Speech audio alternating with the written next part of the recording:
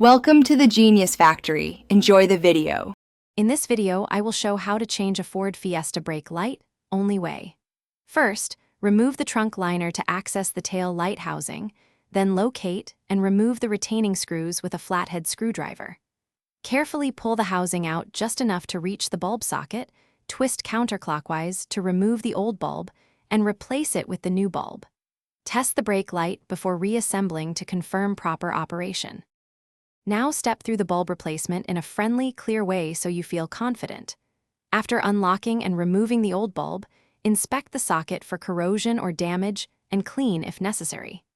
Use gloves to install the new bulb, avoiding any oils from your skin.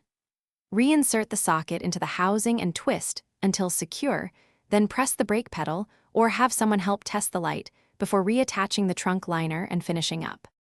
If this guide is helping, please subscribe and like to support more DIY car tips.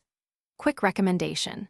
The Kindle Paperwhite is great for reading manuals and repair guides while you wait, and it pairs nicely with a quiet garage session. Check the description for the link and other deals related to tools or accessories we mentioned, and don't forget to hit subscribe if you found this useful.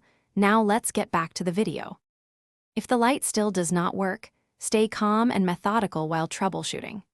Check the brake light fuse first and replace it if blown, then inspect the bulb socket for corrosion that stops electrical contact.